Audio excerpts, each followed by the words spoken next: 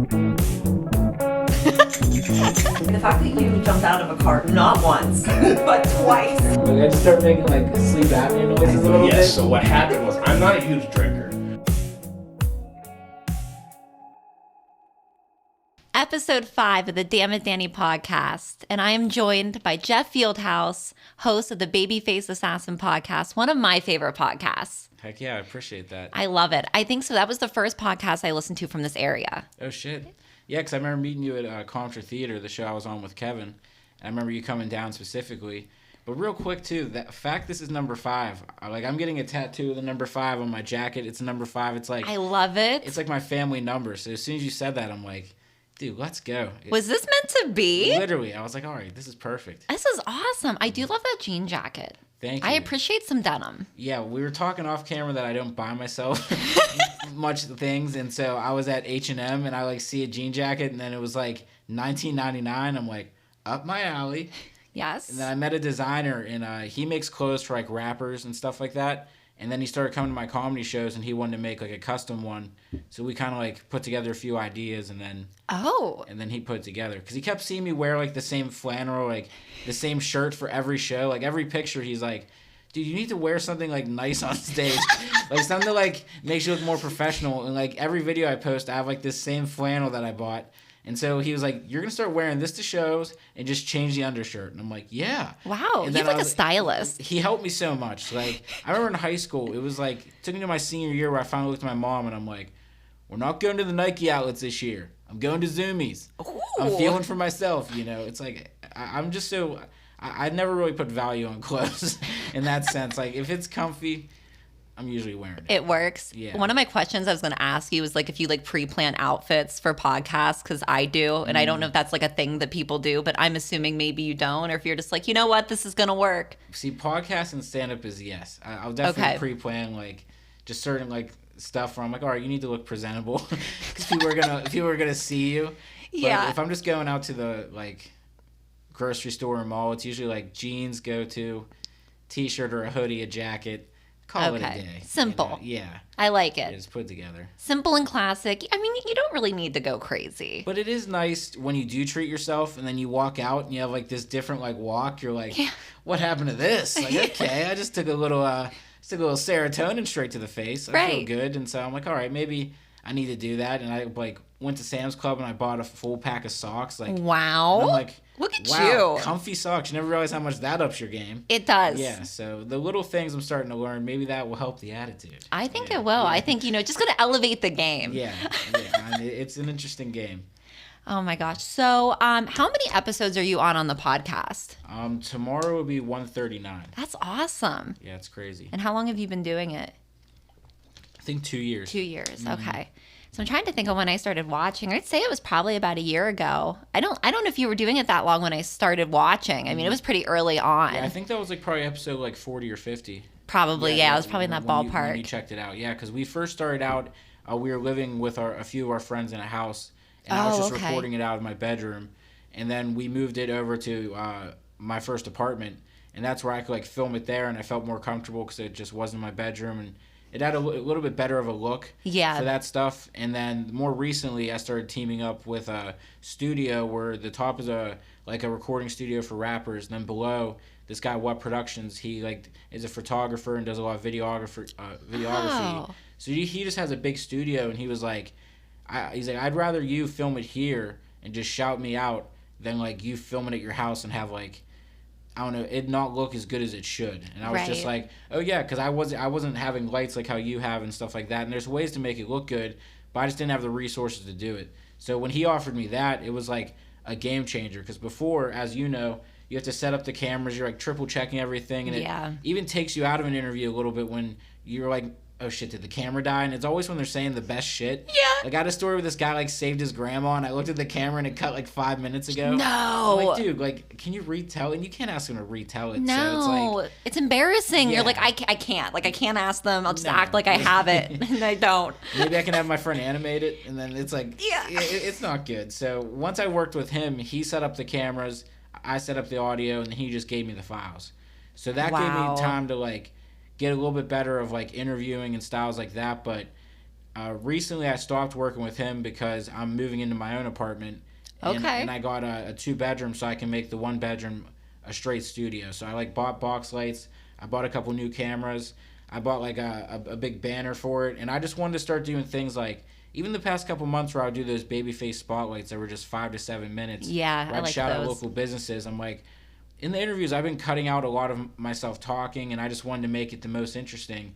But instead, I was like, I need to start incorporating more of my personality into this so people can like learn more about me instead of just me kind of just promoting other people and not having the back and forth like we usually do. So with this new spot, it's going to be nice to start out the episode, and it's me just talking about my week, doing the babyface spotlight where I shout out music, where I shout out all this stuff, and then the second half is the interview.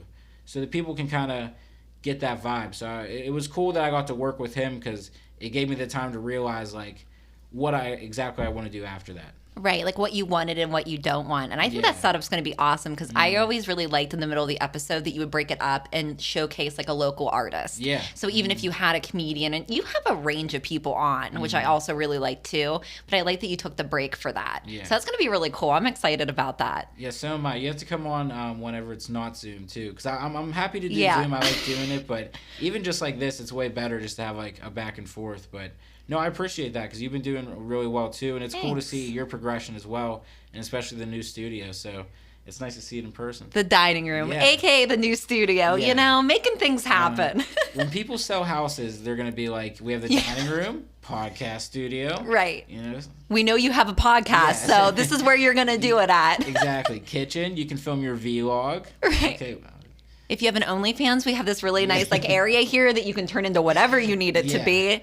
Like, thanks for just assuming. That might be the LA realtor. Maybe. That might be once that moment happens. Yeah. Oh, man. So like we were talking off camera a little bit too, and I'm sure you've maybe felt this way. I feel like with interviewing, I'm kind of over asking the same questions over and over. I feel like natural conversation is so much better. Oh, yeah. 100%. Or even like having a few topics that are like maybe of the time and then getting their perspective just so you can kind of leap off to it. But exactly like you said, I feel like it's too like Larry King sometimes. Yes. Just like just want to get in deep, and you also like as you do it, you start kind of wanting to get good at asking questions. You like in each episode you're like, that didn't get that many views, but if you heard the way I structured these questions, it's like like, okay, it's good that we're using this time to get good at asking questions, but now, like you said, we need to work that into maybe talking some random stuff, and when it gets a little too off kilter, then ask the good question. Right, then we put, the bus back on the road. But how long have you been doing comedy? I started in high school, so I've been doing it for 7 years now. I went to my first open mic. My friend Lexi signed me up for it. Because my friends always be like, you should try stand-up. And they knew that's all I liked. Because I wasn't into sports, or I'd play them, but I would never watch, like, Steeler games or Penguin games and stuff like that. I would just always watch comedies, and I would show my friends all these different specials and stuff. So they're like, dude, you should try it. And I was like, yeah, I will. And then she called me, and she signed me up for the Pleasure Bar my senior year. And I was like, what are you doing? And so I went, and it went well because all my friends were there. So it's like, I'm basically in the living room talking to them. So it's not like random people. And then I went to Scarp's in Mount Washington, and I went with just my friend Signa, and we're driving out there, and he's looking over the city, and he's just like, the world is yours, man. He's like, just follow your dreams, and you got this. And I'm feeling hyped up because the last one went great. Yeah. And I walk in, and it's just like, as soon as I walk in, he's like, dude, what are you doing here? You're too young. Like, I was like 18. He's like, you're not even allowed to be here. And I was like, can I like stay for the comedy? And they're like, yeah, you have to wait outside, and then once it's your turn, we'll let you in. They escorted you in? Like, they literally came outside and they're like, hey, it's your turn. So then I came in, did my set, no one listened, and halfway through, someone was just like, what the fuck are you saying? And I was like, wow. Oh my God. So I just got off, and as I'm walking out, I trip off the step and fall and like scratch my hand open, and my friend like saw me bomb and then saw me fall, which is just so vulnerable. And I'm just like, what next? I'm just gonna shit my pants and puke right now. Like it just felt like the worst thing ever. And so that just like killed my confidence. And then the next week, Lexi's like, so I signed you up for the Pleasure Bar again. I'm like, what the fuck, Lexi? Right, like no. My confidence. And then I did it again, and then after that, I was going to college, and I went to film school in Florida. Yeah. And I felt a lot more comfortable like doubling down and doing open mics, because if I suck, no one knows me there. True. And if I'm back home, these local bars, like my uncle's friends are there, my dad's coworkers are there. Like, I don't want them going to work and make, Sam, what the fuck's your son doing? Yeah. Like, but if I'm in Florida, I can bomb, and I'm like, all right, well, it's fucking Florida. Like, Right. Nobody cares in Florida. It's like Yeah. the Wild West down there. Exactly. So that was like a perfect time where I was down there for 3 years. Okay. So that was 3 years of the comedy, and then the last 4 years I've been in Pittsburgh. Okay. When I moved back, and Why Florida? Why did you go to film school down there? because I had family, my grandma was there. Okay. And I would go there a couple times growing up, and it just seemed so nice. Like, the weather seemed great. And I kind of was just getting away. Like, I just felt Yeah. myself, if I would have stayed in a close school with my friends, I know I would have just, like, stayed in the routine of just, like, smoking, hanging out, and being, like, the funny man just around them. And I think I would have felt good. Yeah. But, like, going out there and then kind of having zero friends. And the film school I went to was, like, a trade school. So the average age was, like, 25 to 35. So there's, like, people with kids there. So they're not making friends with you. And, like, I'm not hanging out with people. And it wasn't a campus. So my apartment was, like, 20 minutes away. So it's, like, straight isolation from, like, hanging out with my friends and being funny. So it was kind of great because then the only thing I really had was, like, doing stand-up and going to open mics and stuff. Right. So I'm sure you were a lot more driven, you know, not having any other options to really Yeah. go do anything. And you were under 21, right? Yeah, So it's not like...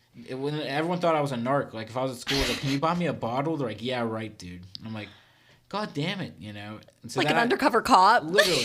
So that I was at an open mic because my internship was Orlando Bands, and they would do the sound for different venues. And for internship hours, I would go to the open mic nights, and we would do the sound for them. And we would, like, bring that's people cool. up. And it was kind of sick because then he would let me go up during my internship hours to do a set. And then I'd sit back down, which was also very embarrassing because it wouldn't go well. And then I'd sit back down and then bring someone else up. But I just wanted to do it because I was like, well, this is cool. It's right where it's at. But then I started seeing a lot of rappers and musicians go up. And I was like, oh, like, I have a camera. I can make some money filming them and, like, doing music videos and then hanging out. And then once I started hanging out with them, I'm like, oh, wow, like, they're cool with buying me alcohol. They're cool with, like, hanging out, and I'm, like, drinking with them, and they're inviting me to hang out every night. And I literally became, like, really good friends, and they just, like, really took care of me. Like, they knew, I didn't awesome. have a lot of people, and even with stand-up, they were just always so supportive. And if I said something funny around them, they would, like, make me write it down on my phone, and it was just cool hanging out with them. And then they started letting me MC their rap shows. So they're like, it's Wow. not stand-up. They're like, but you can get used to being on stage. Mm-hmm. So I started doing a lot of shows where it's called, like, Live on the Lake, where he had a Okay. lake house and he built a stage. And he was using our Orlando bands to, like, do the sound there. So I would MC there, and then I was also doing the sound with, like, my, like, I was getting internship hours while being there. And then I would, like, go back in the green room area, and they would, like, pass me a joint, or, like, I'd drink, and then I'd go back out, and I'd see my, like, internship, like, leader. I'm like, oh, Jesus. Like, oh. Like, I want to feel like an artist, but, like, I'm also, like... Technically supposed to be doing things at the same Yeah, time. It was horrible. I was like, who's doing the sound for this? He's like, Orlando Bands. I'm like, so I'm doing the sound for this? So I'm Okay. everything. Yeah, okay, sounds Got good. it. So that was, like, awesome just to get a little bit more comfort. And I think that's what made me start doing the all art show here with my friend Ty, who does music. Because I was like, oh, you can mix comedy and music together as long as comedy's first. Yes. Yeah. That's awesome. I did want to ask you about those shows because I really like that you do that. That's so cool because it's such like an interesting mix because I feel like that there's not really anybody else that's doing that other than you guys, at least from what I've seen. Yeah. And I think that's such a cool like combination of things. Well, thank you. Yeah, because I feel like it could go wrong so quick. Yeah. But having, like, Ty, who really cares about music, so he books, like, bands that actually stay and watch the comedy. Like, the last two shows we did, each of the bands showed up early, and they stayed for all the jokes, and their friends that showed up stayed for the comedy and then stayed after the music, which is huge, because it's not Yeah. even their, like, venue. And then the comedy, too, like, I usually, like, Kevin's done it, and a lot of, like, my friends have done it, so I know that they'll, like, have a good time, and I feel comfortable with that. And then Ty's girlfriend is an artist, so we have a live artist painting on stage. And, Oh, that's cool. And so she'll book an artist, and each of us care about the craft enough that we don't want it to be like looking like taken bad. So I think it was like a good mix that we all liked it, and I think if it was just me booking a band and booking that, it wouldn't have been as genuine. So Right. like once we all teamed up, it was a lot better. I feel like it's definitely nice to have more forces and then just one person trying to get all these different things together for Oh, like yeah. one show. That'd be a lot for one person to do, I feel like. I feel like it'd be very intimidating. And I wouldn't know how much to exactly pay the musicians too, because Oh, yeah. because he knows how much, and I could like be underselling them and look bad. But Right. he's a musician that does shows, so he knows how much to charge. He knows how much to do it. So it was like a cool learning experience to see how much each person does a thing, and we all take a little bit out of how we all do it. I love that. And I love that you emceed for like rap shows. That's pretty cool. I didn't realize you did that. Not when it went bad. Like the one rap show, he Yeah. didn't tell me he wants me to do 5 minutes in between each act, and I thought he just said 5 minutes, and there were 10 acts, Oh. which that's 50 minutes, and Holy it's my hell. second year, and I was like, I don't have like 0.5 minutes. Like I just started. Like, what are you talking about? And then like after the third guy, I'm like, you remember like when you shit your pants and like your mom had to clean it? You ever grow up and get mad and you're like, Mom, you remember when you cleaned my shit pants? Like, what, dude? And I'm like, I got nothing. I don't know. Like, what do you want from me? This is so much to handle. Like, this is so much time. And like, I remember after that, I got off stage and one of the rappers was like, yo, man, at least you're good with that camera. And I'm like, shut up, dude. Shut up. You set me up for failure. You're 50 minutes. I literally am doing open mics of 2-minute time periods. Like, they light me at 2 minutes. Like, what are you talking about? That's traumatic. But that's how, you love comedy when it's like an abusive relationship, because you come back and you're like, but you're so good sometimes. Yeah. Like you make me feel good. And then other times people are like, why are you still with it? And you're like, you don't get her. All right. You still You don't don't get her. understand. Okay. There's nights that, like, you're going to dive bars with her. She likes them. She likes them. She also likes theater. She's a good girl. And you're like, it's a weird relationship. Most people, I think that's how you know if they don't like it, where you take it as that. But then you want to prove yourself, because Yeah. if you do bad, you don't want to leave and be like, well, that's my last stamp of funny. Yeah. Where it's like, no, I need to come back and at least do good. I think if anyone's going to quit comedy, have a great set. And Right. Just be like, all right, I'm done. It doesn't have to be that great, but just don't quit after a bad set. It's like, Jesus, dude, you can't leave a bad mark. So you're just traumatized for the rest of your life, Yeah. and you wake up at 3 a.m. in like a cold sweat, Literally. just thinking about it. Oh God. Anytime someone says stand up, they're like, ah! Yeah. I go, oh, I'm sorry. Sorry, it's experiencing PTSD. Yeah. All right, so we will be right back. So I do want to ask you about podcast guests. So how do you choose your podcast guests? So usually from like hanging out with my friend Ty, he took me to ID Labs, and now I'm friends with a lot of the producers there. Okay. And a lot of them will just invite me over for like the UFC fights. We'll hang out and I'll get to meet a bunch of different artists. Or if they're just like in between sessions and they want to hang out, they'll let me go over there. And I just meet like a weird amount of musicians and producers there. And then if I meet someone I like and we have like a good tennis back and forth, Yeah. I just jot in my phone. I'm like, all right, I need to put them on a future guest. And then same with comedy. Like if I go to an open mic or I start meeting certain people, or if I see like how I saw you on Instagram and your pod and how you were doing with your friend and you're back and forth, I was like, oh, well, that's cool. And it's just something like, oh, if I see what you're doing, I was like, oh, well, let's talk. Let's just do that. And from doing the all art show and then being friends with Ty's girlfriend Sarah, who does art, like we'd go to an art show with her and just meeting like her friends and seeing her style and then who she follows and seeing all that different stuff. I've just been lucky enough to just have like a wide range of friends. And I think that's what I liked about high school, is that I was friends with like literally everyone. Like I remember I had an older friend who was like, you're really talking to that kid? And I'm like, yeah, like we both are comfortable to fart around each other. Like there's like certain groups where you can just be friends with everyone. And I was like, I'm glad I took that into adulthood, because I really just don't hold any of those boundaries. And then it makes for like a wide range. Because when I first started, a few comics were like, why are you interviewing like rappers, or are you gonna be like the music podcast? And I'm like, no, I'm the podcast that like entertains me. So if I have like 4 musicians in a row, that might be because I'm listening to a lot of music right now, Right. and I'm interested to talk about music. And then even recently I've been doing a lot more comics, because I've been going to a lot more open mics, and I've been like just like writing more and just been a lot more comedy minded. And then same with art, like with me moving into my new place, I'm gonna be buying new art, so then I'm probably gonna have a few more artists on. So it's just like who I want to talk to and what I'm interested in that time, I pick. But I just never like to put myself in a box. And each time someone's like, oh, so you're this, I'm like, well, you can think that, but I'm glad you're at least looking. Right, you're at least checking into it. Yeah. You're seeing what I'm doing, because why does it have to be one thing? Like, why do I have to bring one certain person on all the time? Well, and putting yourself out there. Like I heard on a podcast recently where they're like, so many people want to rush to get all their like, check out my podcast as soon as you're starting. And even recently, like in the past year or so, I was always be like, geez, I want my podcast to blow up and them to see it. And now looking back on it, I was like, wow, I don't even have like my full self in this yet. And when you put yourself out there to people around you, you only have like 1 or 2 times to be like, hey, check this out, before they kind of write it off. And if they check it out and you're in your clunky phase, they're not going to really give you a full amount of time to come back. So that's where now I still promote and I do a lot of that, but I'm like, okay, now I'm ready to promote as soon as I put my 100% self into it. And like we talked earlier with like wanting it to be more conversational, wanting it to be more topical and adding more of ourselves into it, that's whenever I'm going to be like, all right, I'm buying ads for promo. I'm doing things to try to get more eyes. I'm going to really go my extra mile. But it just took me to be like, yeah, you're going to put in this work, but I want to promote to get all this stuff back. And it's like, but don't over promote. Like, look at this as like grind time and building something.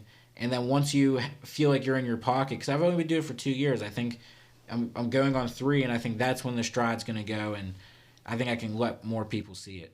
I agree. It's like you almost have to plant a seed Yeah. and just kind of nurture the seed for a little bit, because it's a lot. And I think it gets overwhelming when you're like, all right, I'm going to start a podcast. Got to find these people to be on it. Yeah. And then I have to promote it. I don't even know what the fuck I'm doing with my video or my audio yet, but I'm going to show it to everybody and promote it. And it's like, you just got to take like one step at a time. Seriously. Like, I think I've just learned to just take a deep breath, and I'm like, it's going to be what it's going to be. And it's just organically going to get better, or it won't, but it's going to get better. Yeah, exactly. And that's like the only mindset you can have. Like, hoping for it to be something else is just right. Just looking at other podcasts and seeing how they're cutting clips, and I'll try to cut it, and it's like I can't even cut it the way they do because I don't have like that charisma yet in it. And I'll have moments of it, and even now, like I started listening to like Call Her Daddy because my girlfriend would always listen to it, and I was like, all right, well this girl's so big, like I need to study her game because I know that she edits all of her stuff too. And recently I've been watching her stuff, and even the intro where it will show them sitting down and they're like fast forwarding it, you can't hear them, and it's a cool behind the scenes. I'm like, ooh, that'd be cool if I have the camera rolling and it's us sitting down laughing and it's just fast forward. And then in between certain moments, she'll like cut to music, cut black, and then pick up somewhere else. And I'm like, damn, like why am I keeping this cohesive back and forth where it has to be a flow? Right. When I could have like the best moments and moments that are genuine and like go in and out and kind of add your own weird editorial style to it, because people like the more customization now. So even things like watching her and seeing other pods where you're just like, shit, I'm gonna pick up some game, because that allows you to kind of be less like rickety. If it has to be a perfect, you're not gonna be willing to throw out so many like crazy shots. But if you know you have those moments to cut, like, okay, I'm going to take some chances and see where it goes. Right. And like, all right, I know what I'm going to do. And I think the other thing that's held me back sometimes is like, I'm going to wait till I can make it perfect before I do it. And I'm like, you can't. Like, you can't wait for it to be perfect. No. It's just, it's not going to be. No.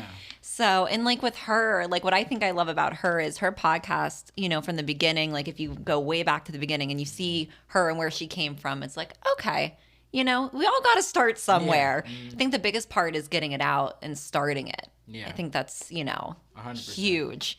Because dipping your toe in the water is a little scary. Oh, yeah. And it also shows you, like, okay, I'm on this pond, but like you said with her, you can see kind of the lily pads that she jumped on. Mm-hmm. You're like, oh, okay. And then it's like all these people that you watch, as soon as she found her voice and, like, understood her audience, that's when you saw her change a little bit, where it's like, not that she's a character, but she's definitely a persona now. Right. Like, she kind of doubles down on that persona where it's a heightened version of probably her real personality.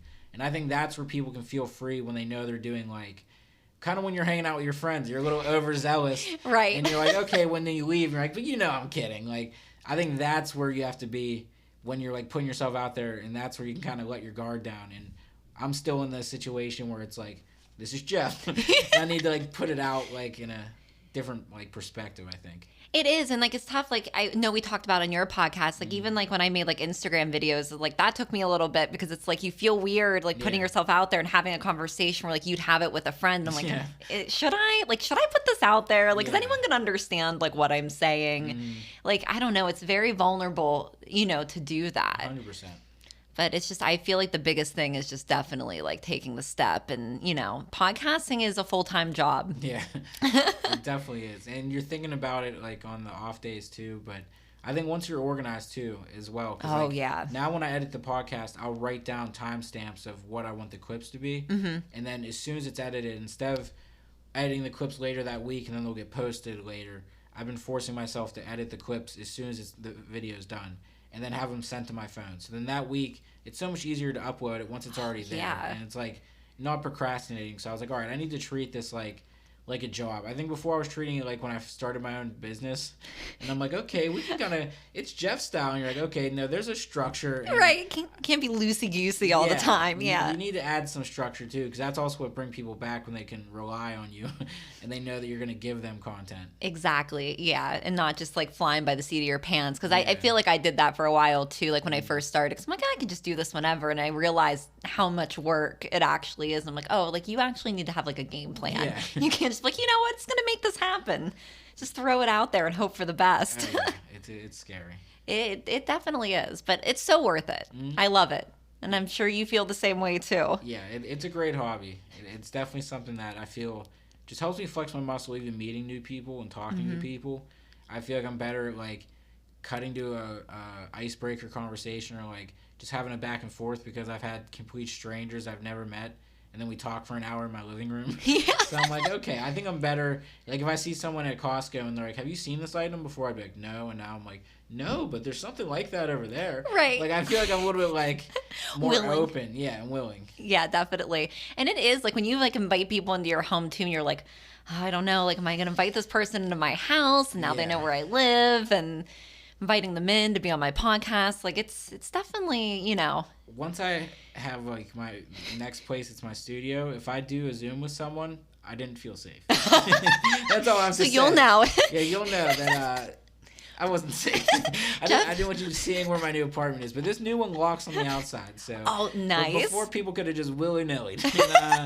That didn't make me feel good. No, it's not comfortable. I think it's like I told you on our podcast, like all the doors in this house have a key and a lock. Yeah. So like I guess if I had to use it, I could. Yeah, exactly. Gives me a little bit of extra comfort. If you felt weird, you're like, can you actually grab something up in that room? And they're like, what? And then you kind of like just keep them in there. Yeah. Cops are on the way. Yeah, I could.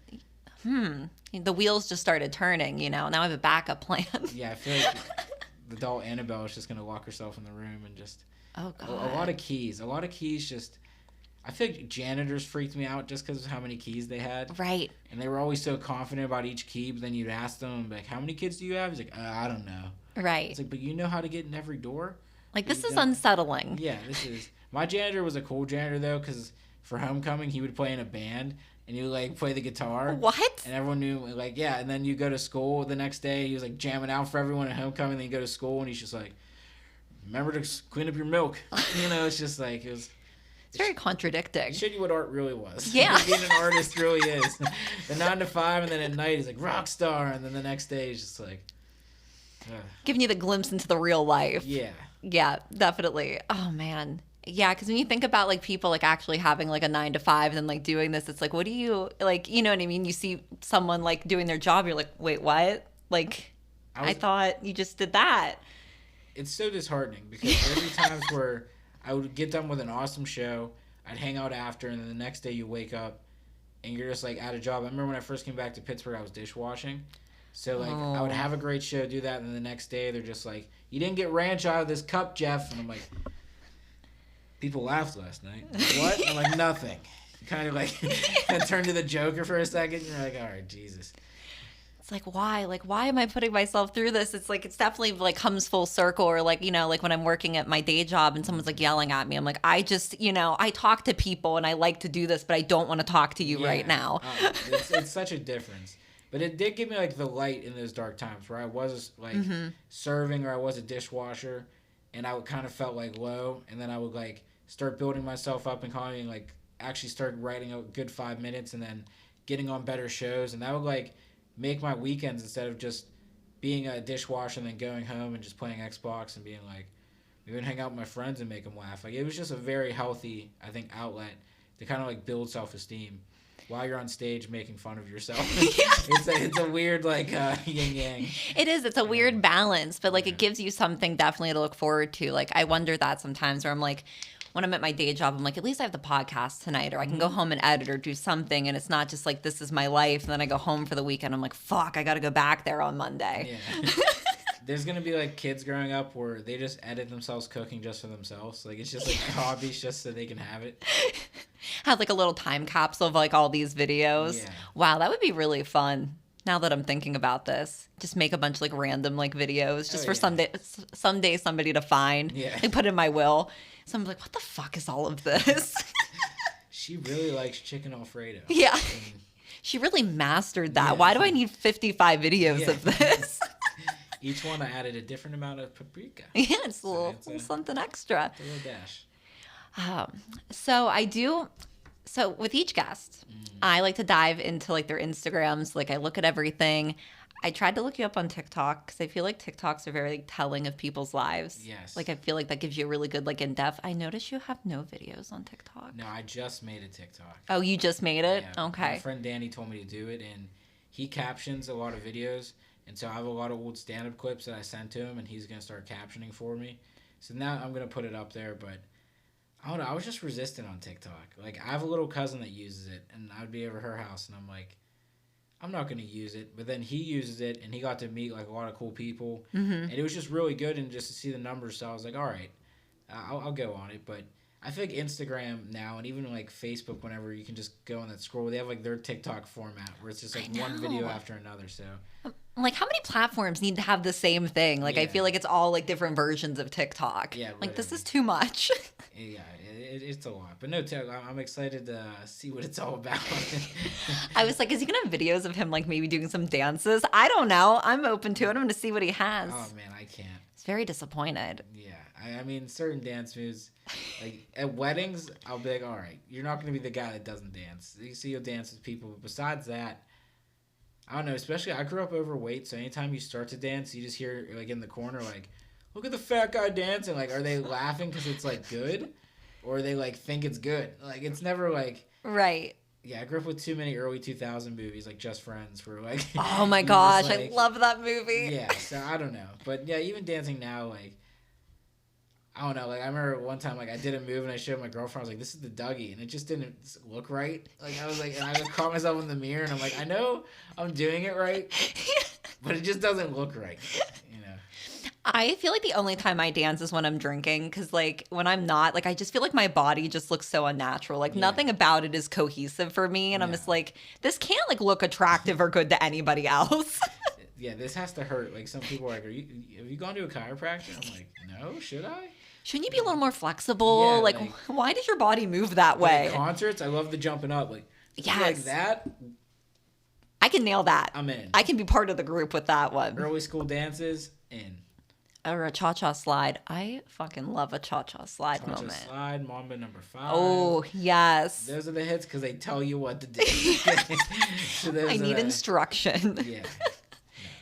Can't just like randomly do it. But the one clip I think you did this joke at Comtra. One of my favorite jokes that you do is the one about crying in your car. Oh, yeah. Oh my God, it's my favorite. I related to it on such a personal level because I'm like, I've done that so many times. Oh yes, it's a great place to do it. And there were times in my life where I was like, I would never want tinted windows, but then I was trying to think like, what's a reason why I would want tinted windows?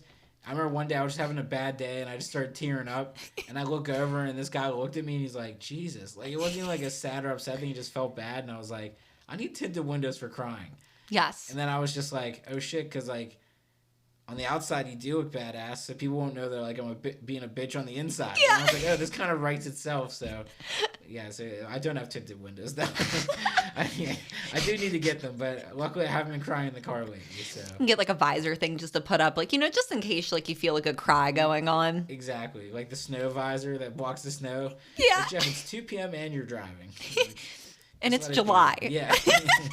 Yeah, no, but no, I appreciate that though. That was definitely the funniest jokes are the ones where you're literally like venting to a friend about, and then you're just like, oh shit, that is a joke. It's like so perfect. It just like comes to life. Yeah. I'm like, I don't know how many times I've gotten Taco Bell and like cried over a taco. So like it just really, hit home for me Oh, yeah, personally. definitely. Especially Taco Bell trips.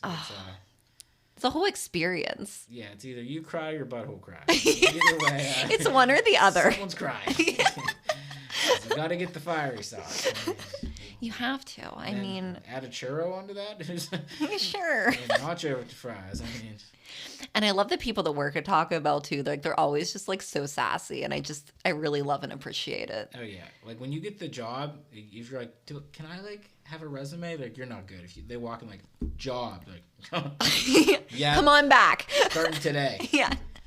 You'll be fine. Work the drive up. Yeah. Tell these assholes what's up. Literally, Chick-fil-A has to be like, so I know 3 people that referred me. It's like getting into college. It literally is. Yeah. Chick-fil-A is scary. I feel like if you told me that they all were like AIs, I'd believe you. 100%. I know I went in and they gave me the wrong order. And like I walked in, it was during COVID. And like, I don't think I was supposed to go in, but there was no signs that said I wanted it. And I was like, I actually got the wrong order, and they're like, sir, just please go outside. And I was like, but this isn't mine. Like, just keep it. What was your order? And I was like, and then I went outside, and then someone came like on the other side of the window, and they're like, tell me your order. And I'm like, so I said it, and they let me keep it. And I was like, so can I just do that now? Go, even if it is the right order, just walk in. Like, thought I was robbing the place just by being there. I was like, what the fuck? I got a mask on. Right. It sounds like you have to like throw your hands up and like back away slowly. There were like 3 sorry. kids that were like in 4th grade because they were like child labor laws there. They were just like, Marissa? And then the manager was like, sir, can't be here. And I'm like, wrong order. Like, just go outside. We'll handle it. And I'm like, I trust you, customer service. If Chick-fil-A made an airlines, I'm trusting it, okay? Oh, 100%. Now I'm thinking of like T-Bell made an airline versus like, I feel like that would be like the Spirit. Yeah. And then like Chick-fil-A would be like your like Delta or like, I don't know, maybe Southwest. 100%. Like a little bit higher end, you know, a little Way more classier. David Buster's is kind of like the Virgin Airlines. You know, we got a little too much with like neon lights. It's like just land the plane. Can we turn the 50 cent down? Like this just doesn't need to be a party atmosphere. Like a cocktail bar where you can stand, there's turbulence. I don't want to stand. Why are there strobe lights? Is this necessary? Horrible. And when you're on a plane, this guy twice happened to me where he's like, can I sit on the end next to my wife? I just want to sit. I would have been like, you're going to be a cuck on this flight, buddy. Because I finally have confidence to tell you no. So sorry, not going to work for me, sir. Sit next to your wife, and guess what? When Jeff sleeps, he tilts his head. Sorry. Nice little resting moment. Yeah, you thought I was using the pillow for my neck? It's for my butt. Thought I was going to save your wife. It's not. And halfway through, I'm like, I'm sorry, sir. What was I doing? You could sit there. Right, like then you just feel bad 'cause you're like stuck beside that person. I just literally like try to look at nobody. I'm like, we're not talking. No. I just look the other way. I'm like, I can't speak. Literally, and when it's time for people to sit next to you, and I always walk to the very, very back. I have the last and the farthest because everything gets filled up first. And when they're like, it's not 100% full flight, I'm like, cool. And so I like sit there, put my head down, and like I try to look like drugged out a little bit. So, like they don't want to be the person that lands and they're like, can someone get 911? Like, I sit there a little drugged out, and then also I'm like, when they go to sit, I'm just like, like I just start making like sleep apnea noises a little bit. It's just that they don't want to sit next to me, and it's always the worst guy where he's just like, can I sit there? I'm like, why are you whispering? Fuck you! Like I didn't want you to sit here. Right, like we're not in a library. And I've been farting willy nilly flights.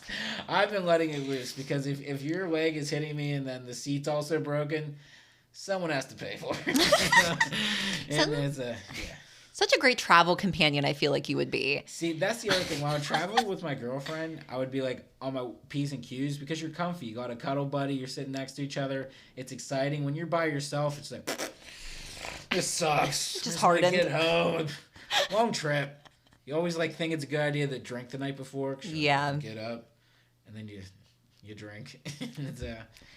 It's not good. That was my biggest regret, was not drinking. Like my heart was like pounding, and I'm just like, why did I not drink before this? Like, why didn't I get here earlier? I'm always late to everything. It just didn't work out. Yeah, it's always the airport where my mom's like, show 4 hours early, and I'm like, 2 hours is fine, and you're like, 45 minutes until I'm there, huh?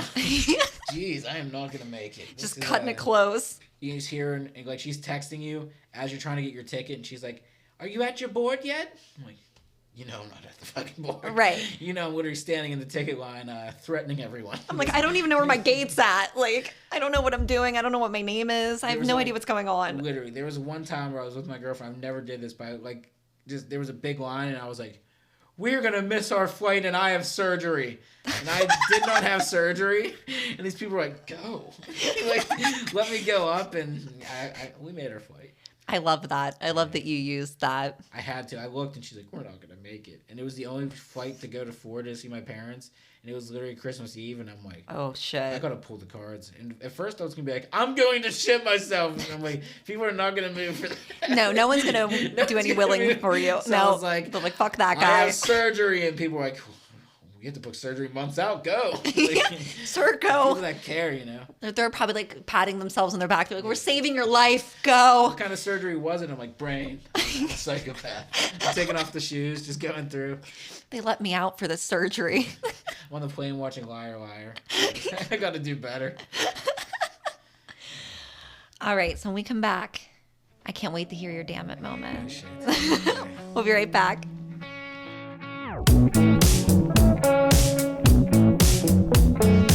Jeff, Yeah. I'm ready for this damn it moment.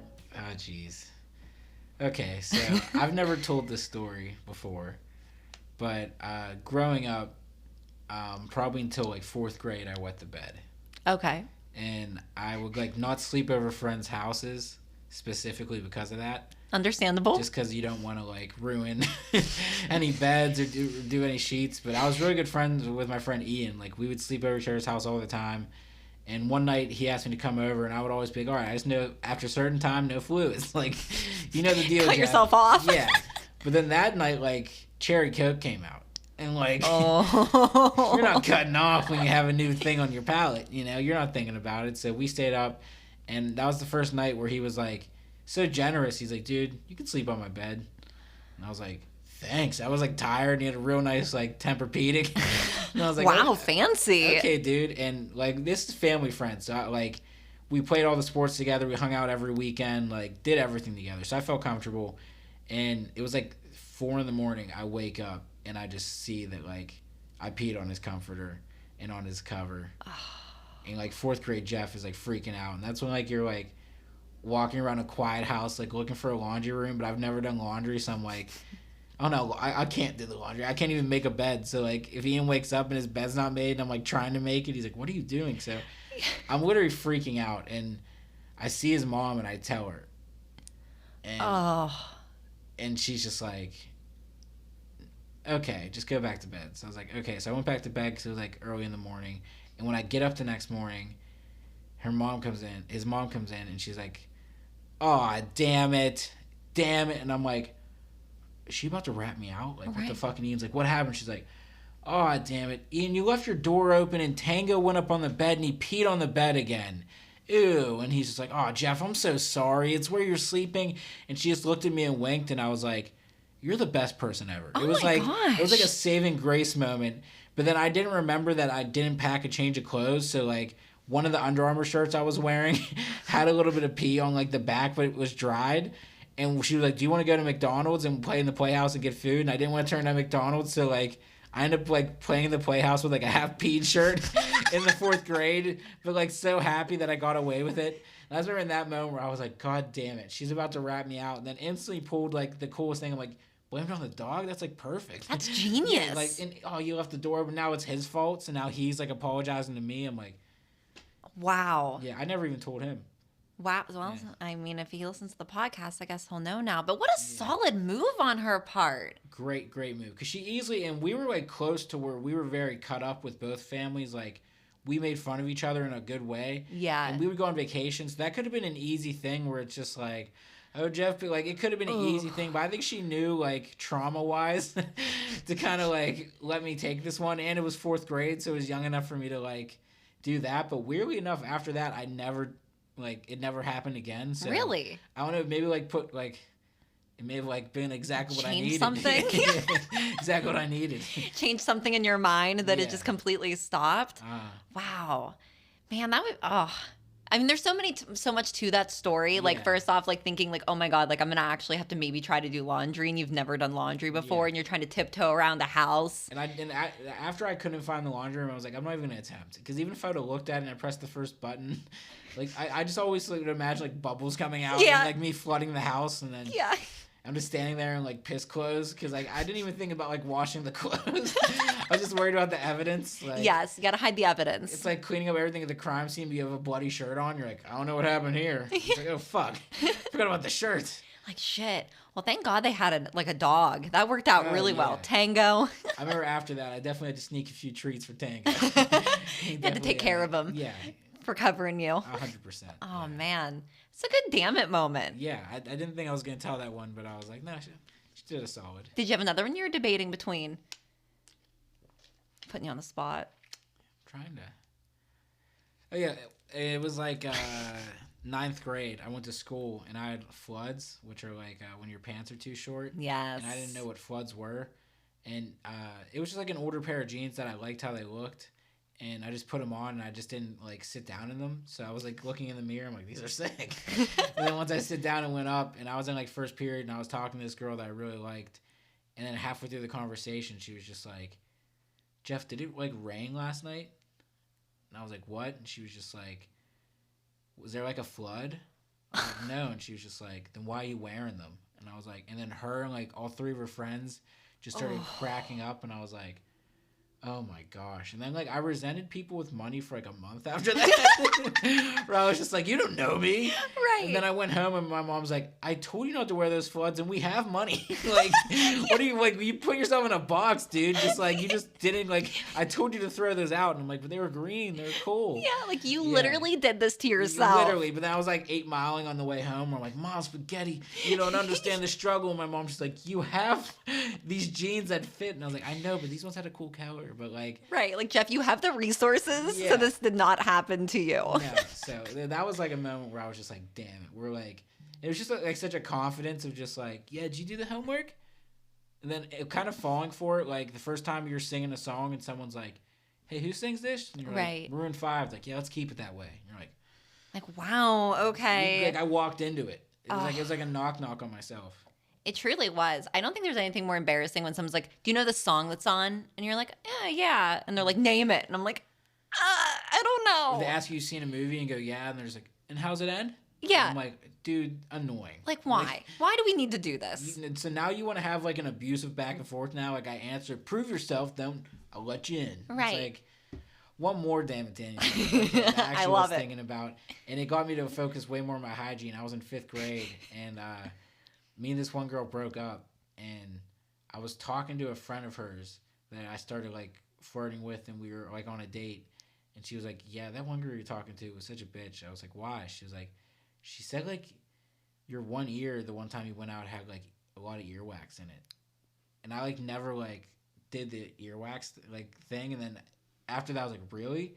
And then like I put my finger in it, I was like, and then I went home and instantly started like Q-tipping all the time and like getting it and make sure it's like perfectly clean. But that was just a moment where I was just like, fuck you, tell me.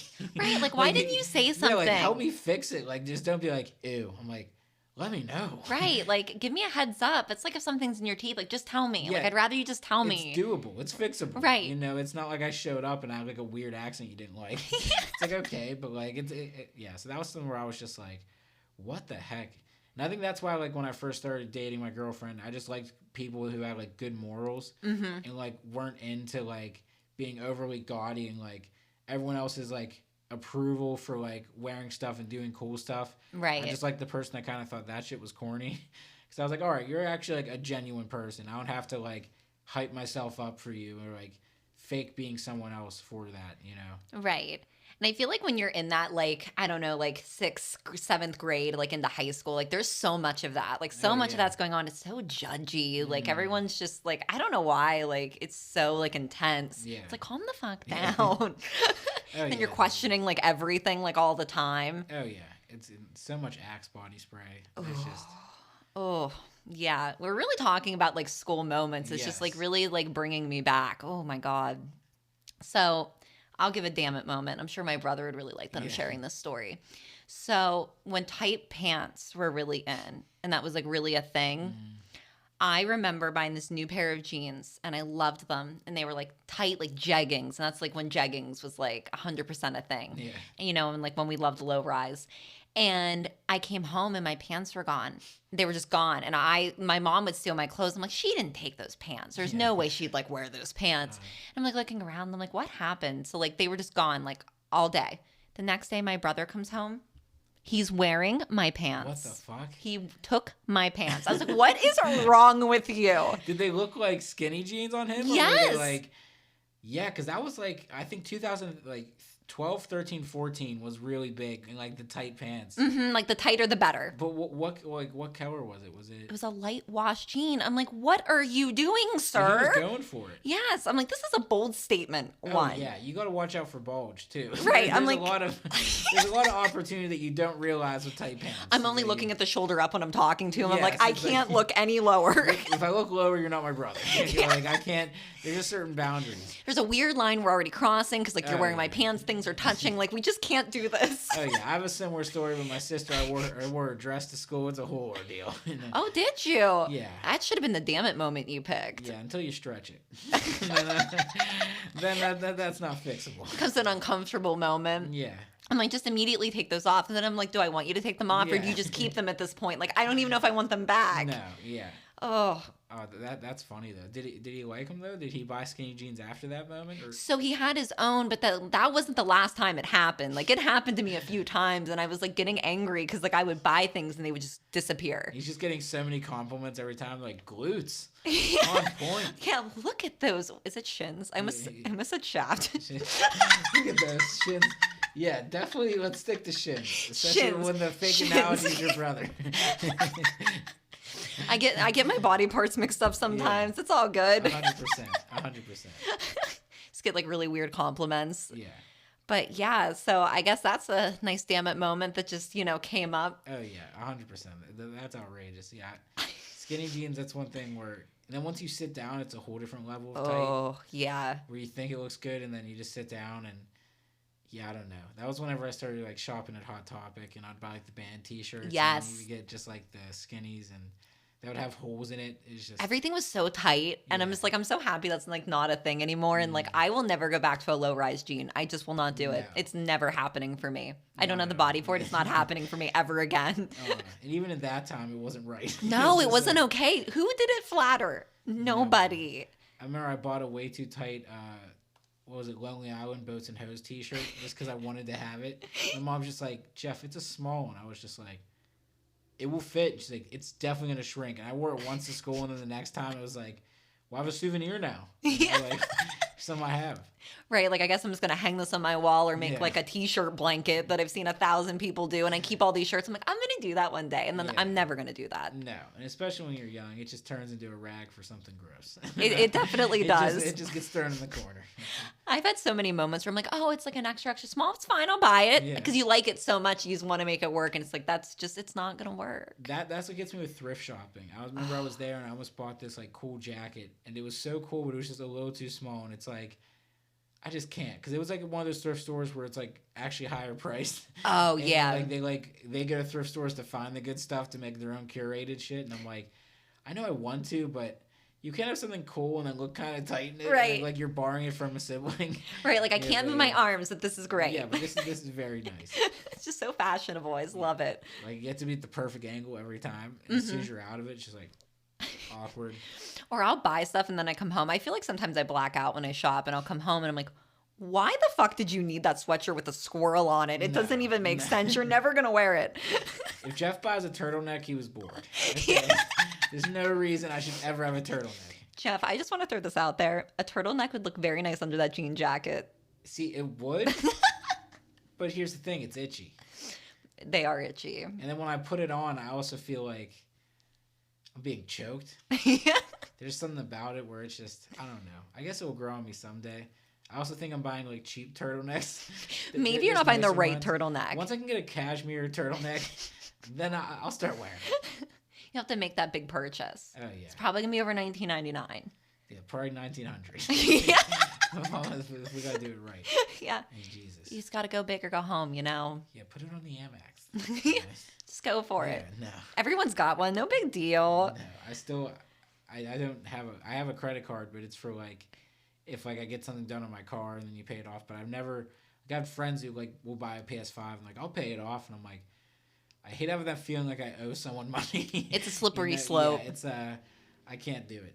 No, it's not a good decision. No. I've gotten myself in trouble many times. Not good. Yeah, you got to hook up the future you, because every single time you look back, and then when you go to buy dinner, you're like, well, guess what? That could have been it. Yeah. That could have been groceries. Yeah, it's so, when you're becoming an adult, when you're like, that could have been groceries. Yeah. And you spent $45 on a leopard print rug that you did not need. Yeah. But then it is nice. I'm sure you had that sometimes. problem too. Yeah, exactly. But mine's cheetah. A little bit different. It is a little bit different. Yeah, A little bit of a different print. Yeah, same field. All right, Jeff, do you have any shows coming up? Sorry, I asked you that as soon as you were drinking water. Yeah, you're good. Yes, tomorrow night it's the Mount Troy Inn All Art Show. Okay. So check that out. On March 4th, I have a show that's in Erie. Okay. And then on March 10th, Ernie V's Barbershop. It's his 2-year anniversary. Oh, cool. Yeah, and he was like a roadie. He would go on tour with a bunch of big bands. And then he opened up this barbershop, and he actually built a full stage. And he does a lot of music shows there, so he wants to do a comedy show for the 2-year anniversary. Oh, that'd be cool. So that's on it. And then I was talking to Mike Seidel about doing a show with him for his like Greenfield, and that's usually at Yesterday's Bar. Okay. So yeah, but if you go on my Instagram, Jeff_Fieldhouse, I post all my stuff on there. YouTube at Babyface Assassin Podcast. Same with Instagram, Facebook. I mean, if you find me, that's cool. That's great. But yeah, all those, and Twitter and all that jazz. But yeah, I'm excited for the new studio. I move in this Saturday, so Yay. I'm thinking like mid-March is when everything's going to be fully set up and it'll be good to go. So check that out. It's going to be a whole kind of new setup. But even now with this interview, I like how it was definitely more back and forth, but you still had good questions. So I had a good time. Well, thank you. I'm very happy to have you on. I've been a fan for a while, and everyone make sure you check out Babyface Assassin when he relaunches Heck yes. his brand new studio. All right, guys, thank you so much, and I'll see you next week.